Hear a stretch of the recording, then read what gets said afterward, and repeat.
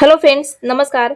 स्वागत है आप सभी का बौद्धिक क्लासेस में। दोस्तों, आज हम डिस्कस करने वाले एक बहुत ही महत्वपूर्ण टॉपिक पे जिसका नाम है यूनेस्को विश्व धरोहर स्थल। यह अभी चर्चा में बना हुआ है, तो चर्चा में क्यों है आइए देखते हैं। यूनेस्को की विश्व विरासत स्थलों की संभावित सूची में भारत के 7 स्थलों को शामिल किया गया है। कितने स्थल? तो 7 स्थलों को शामिल किया गया है, जिसमें 62 से बढ़ के 69 हो गया है। इसमें 49 सांस्कृतिक, 17 प्राकृतिक और 3 मिश्रित स्थल शामिल हैं। अब जो 7 इसमें शामिल किया गया है, इस सातों के नाम एक बार यहाँ पे देख लेते हैं कौन कौन से शामिल किया गया है। महाराष्ट्र के पंचगणी और महाबलेश्वर स्थित दक्कन ट्रेप। दूसरा है कर्नाटक में सेंट मेरी द्वीप समूह की भूवैज्ञानिक विरासत। तीसरा है मेघालय युग की गुफाएं। चौथा नागालैंड यानी कि नागा हिल ओफियोलाइट। पांचवा है आंध्र प्रदेश में एरा मट्टी डिबालो जो कि लाल रेत की पहाड़ियां हैं उसको। छठा आंध्र प्रदेश के तिरुमाला पहाड़ियों को प्राकृतिक विरासत में शामिल किया गया है। वहीं सातवां क्या है तो केरल के वर्कला चट्टान। अब क्या है यूनेस्को, इसके बारे में देख लेते हैं। इसका फुल फॉर्म होता है United Nations Educational Scientific and Cultural Organisation. यह एक संयुक्त राष्ट्र की विशेष एजेंसी है जो कि शिक्षा, विज्ञान, संस्कृति के क्षेत्र में अंतर्राष्ट्रीय सहयोग के माध्यम से शांति स्थापित करने का प्रयास करती है। इसमें वर्तमान में कुल 194 सदस्य देश हैं और 12 सहयोगी सदस्य देश हैं। इसमें कुल 3 ऐसे देश शामिल हैं जो कि संयुक्त राष्ट्र के सदस्य देश में नहीं आते हैं। उसका नाम है कुक द्वीप, निवे एवं फिलिस्तीन।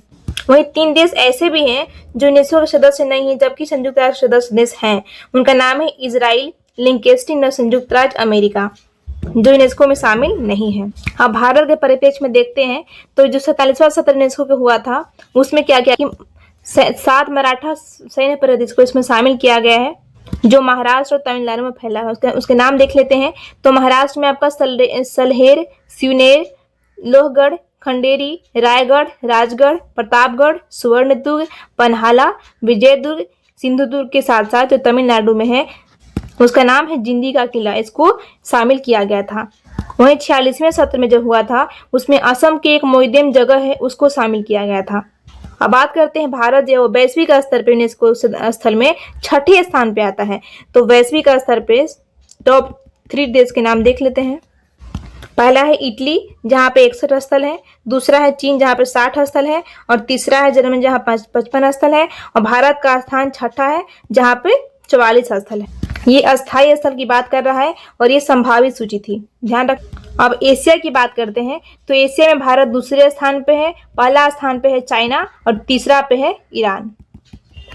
कुछ पॉइंट देख लेते हैं कि इस सूची में 48 ऐसे संस्कृति सदस्य धरोहर शामिल हैं जो उत्कृष्ट श्रेणी में आते हैं। उसके बाद इसमें 170 सदस्य देश हैं जिसमें 972 सांस्कृतिक, 235 प्राकृतिक और 41 मिश्रित संपत्तियां इसमें शामिल हुआ है। अब कुछ फैक्ट देख लेते हैं जैसे कि Darjeeling Himalaya railway, Nilgiri mountain railway और कालका शिमला रेलवे जो कि हिमाचल प्रदेश में, इनको मिलाकर विश्व धरोहर स्थल बनाते हैं जिसे भारत की माउंटेन रेलवे कहा जाता है। वही वर्ल्ड हेरिटेज फंड था उसकी स्थापना 1977 में की गई थी। अब 16 नवंबर 1972 को इससे संबंधित कन्वेंशन को अपनाया गया था। इसके बाद 1975 में इसको लागू किया गया और 78 में विश्व धरोहर की पहली सूची तैयार की गई थी। अब विश्व धरोहर दिवस की बात करते हैं तो ये 18 अप्रैल को इसको मनाया जाता है। अब देखते हैं कि भारत में कितने विश्व धरोहर स्थल सूची में अभी शामिल किया गया अस्थायी रूप से। तो सबसे पहली बार एलोरा जनता की गुफाओं को शामिल किया गया 1983 में जो महाराष्ट्र में है, ये सांस्कृतिक स्थल में श्रेणी में आता है। वहीं ताजमहल ये भी 1983 में शामिल किया गया है जो कि यूपी में पड़ता है, ये भी इसी में आता है। सूर्य मंदिर कोणार्क जो कि 1984 में उड़ीसा में आता है। काजीरंगा राष्ट्रीय उद्यान जो कि असम में पड़ता है, इसको 1985 में शामिल किया गया था। 2 बिहार से है। महाबोधि मंदिर जो कि 2002 में शामिल किया गया था। वहीं नालंदा महाविहार जो है वो 2016 में शामिल किया गया, जो दोनों बिहार में स्थित है। अब देखते हैं कि इसमें सारे सांस्कृतिक में ही आते हैं लेकिन मात्र एक जो असम का है काजीरंगा स्थल उद्यान उसको वो प्राकृतिक में आता है, इसको ध्यान रखना है। आज के लिए बस इतना ही।